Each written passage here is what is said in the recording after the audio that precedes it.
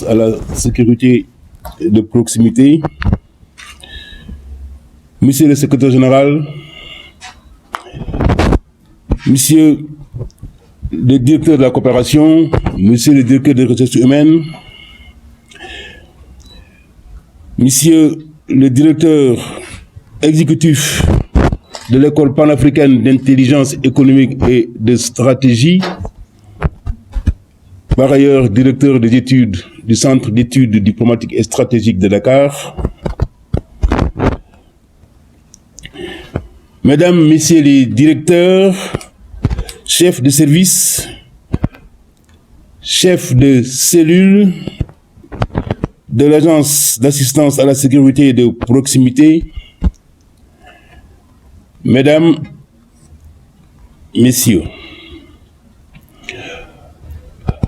à l'entame de mon propos,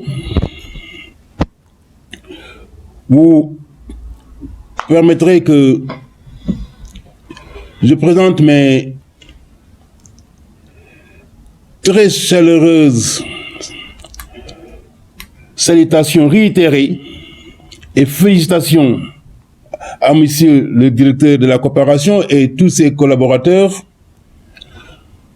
ainsi que,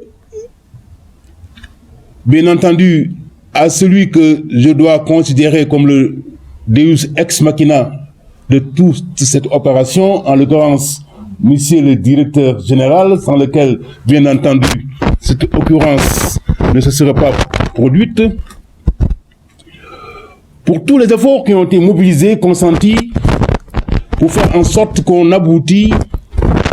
aujourd'hui à la signature de cette convention. Monsieur le directeur général, à entendre votre allocution, j'ai un moment imaginé que vous avez pu peut-être vous transformer en je ne sais quoi pour pénétrer les arcanes de ma pensée et arriver à codifier quasiment mot pour mot ce que je souhaitais dire. C'est donc affirmer sans risque de me tromper qu'il y a une véritable adéquation de pensée entre la conception que vous avez de la sécurité, qui justifie les raisons d'être de l'Agence d'assistance à la sécurité de proximité, et la réalité pour laquelle cette agence a été opportunément mise en place au regard des innombrables services qu'au jour le jour, elle rend sur l'étendue du territoire, il faut le souligner, à tout ce qui en ont besoin, que ce soit les services publics, que ce soit les autres sociétés, et j'en passe. Je suis d'autant plus heureux, Monsieur le directeur général, d'être là, que très souvent, après la création de l'agence, je disais à mon directeur d'études, ce serait bien que nous puissions voir comment nous approcher de cette agence-là, parce que le projet qui sous-tend sa création est d'une ampleur inégalable et nous avons le devoir de les accompagner. Simplement parce que, et c'est là où j'en viens à ce qu'est le Centre d'études diplomatiques et stratégiques, dont il faut savoir qu'il a été créé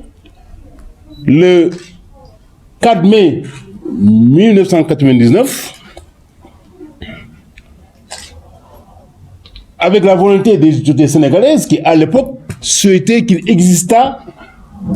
un tel instrument pour les accompagner dans divers domaines. Et par la suite, au nombre des différents accords que nous avons eu à signer avec l'État du Sénégal, nous avons mis en avant notre accompagnement par la formation, la qualification, la capacitation dans tous les domaines où le centre serait sollicité par les pouvoirs publics sénégalais, tout comme par les pouvoirs publics des autres pays africains de la sous-région. Parce qu'il faut le savoir, le Centre d'études diplomatiques et stratégiques de Dakar a une dimension supranationale et chaque fois que l'occasion m'en est donnée, je ne me lasse pas de remercier encore toutes les autorités sénégalaises qui se sont succédées de 1999 à nos jours, qui ont toujours créé les conditions optimales pour nous mettre dans les meilleures conditions pour qu'on fasse au mieux notre travail. Et aujourd'hui, si j'en juge le nombre d'auditeurs, d'étudiants et autres qui viennent fréquenter notre centre, qui sont envoyés par le président de la République, par les différentes instances de l'État, ça montre à quel point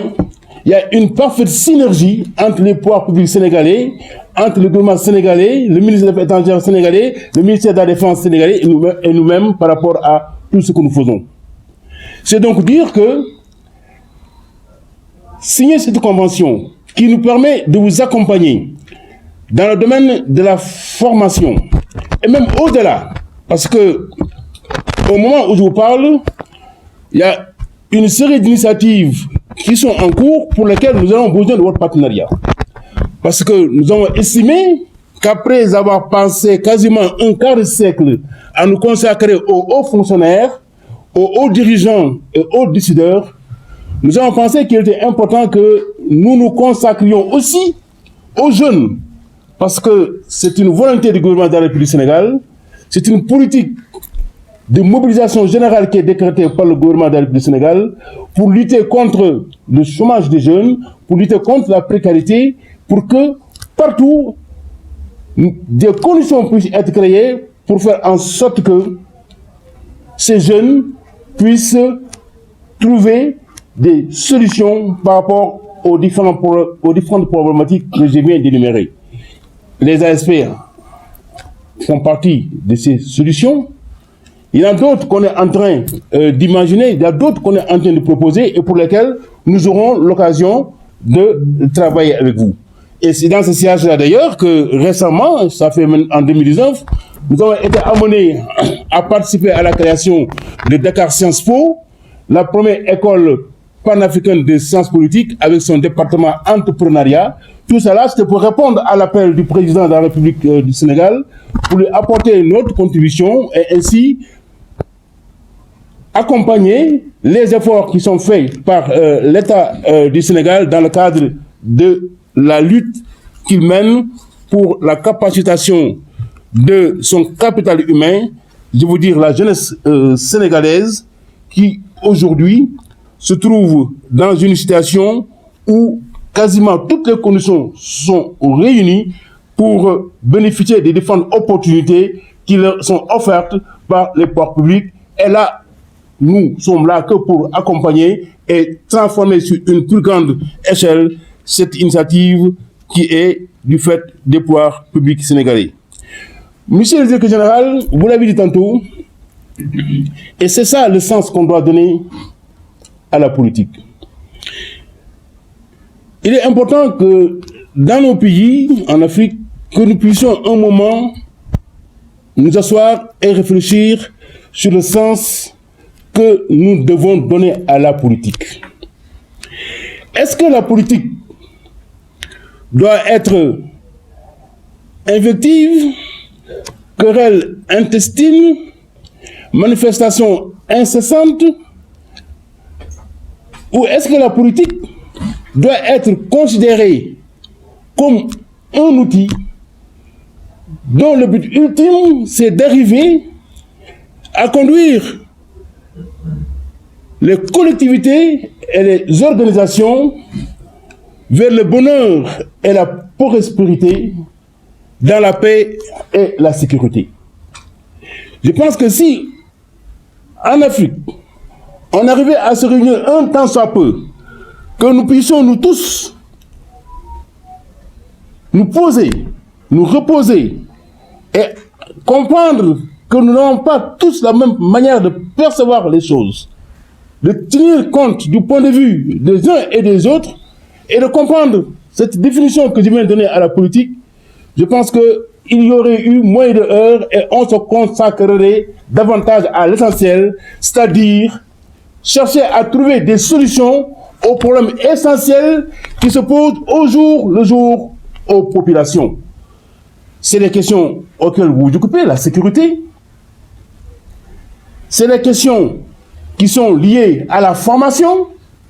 C'est les questions qui sont liées à l'emploi. Chaque personne, où qu'il se trouve, pour apporter sa contribution à la vie politique d'un pays, peut prendre des initiatives dans le domaine où il a ses compétences pour faire des propositions qui vont participer des efforts déjà consentis par ceux qui ont en charge la gouvernance pour les accompagner et ainsi créer une vaste synergie qui va permettre aux uns et aux autres de donner un sens à leur existence. Vous l'avez dit, vu cet angle-là, on voit évidemment l'importance qu'il faut accorder à votre agence et surtout l'importance de votre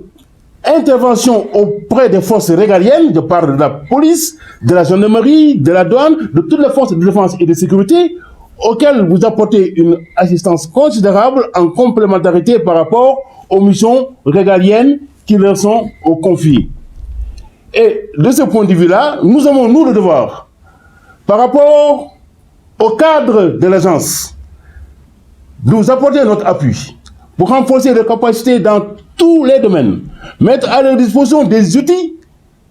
aussi bien sur les questions qui relèvent de la stratégie,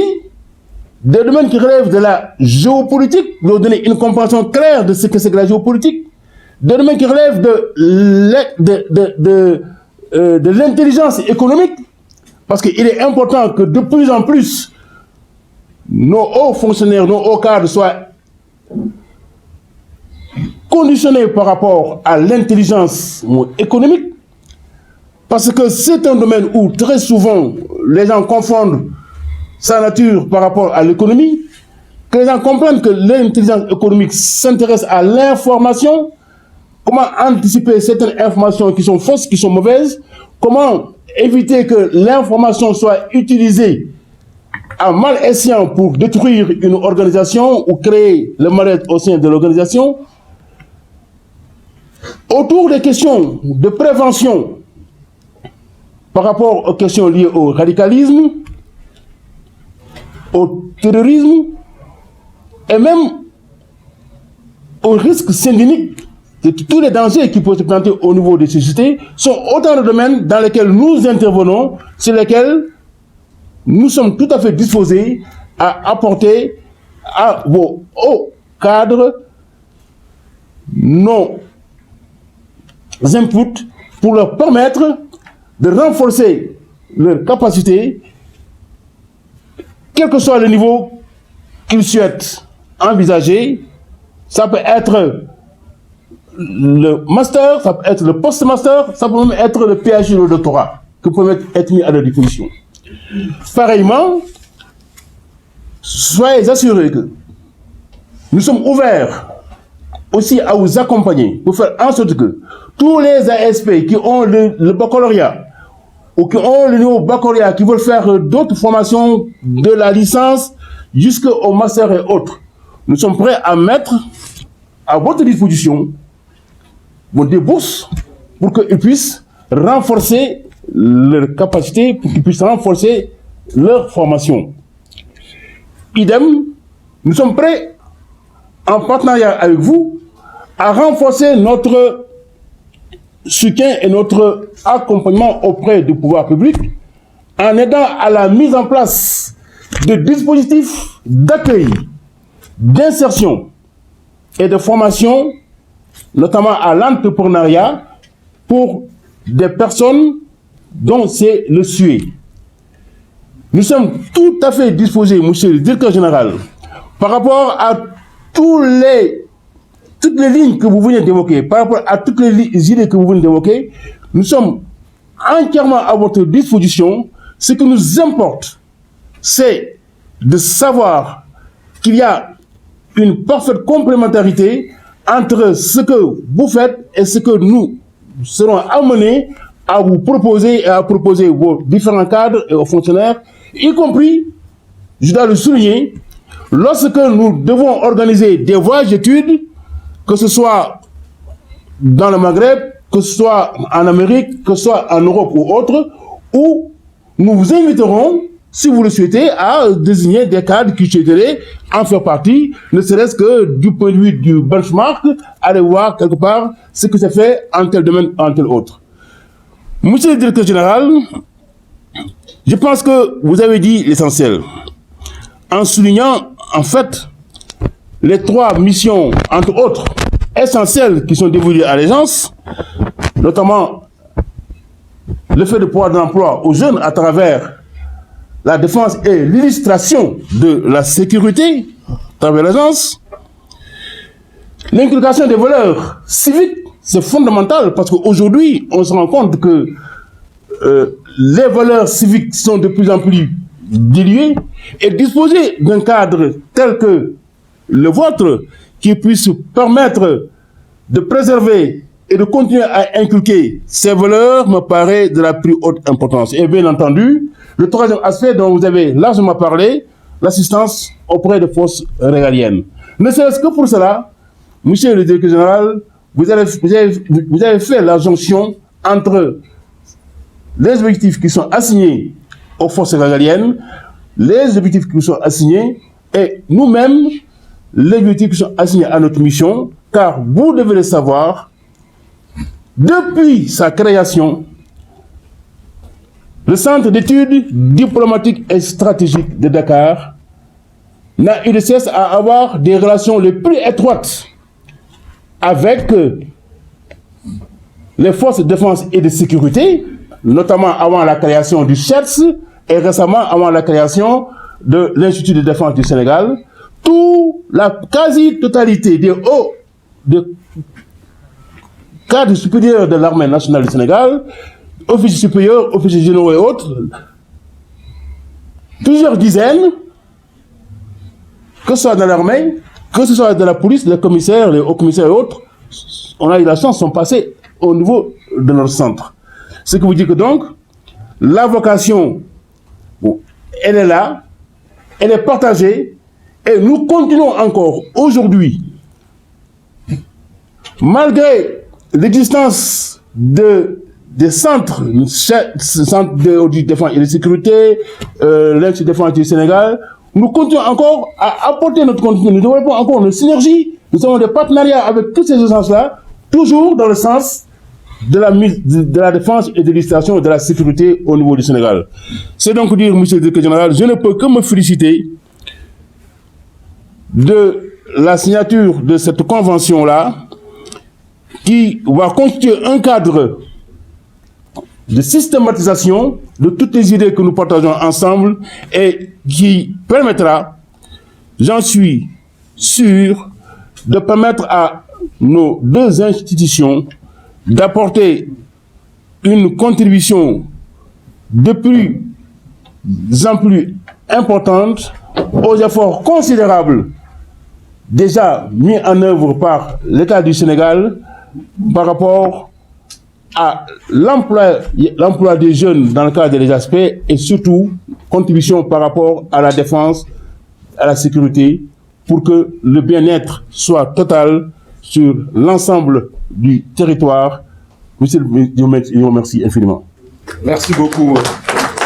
monsieur.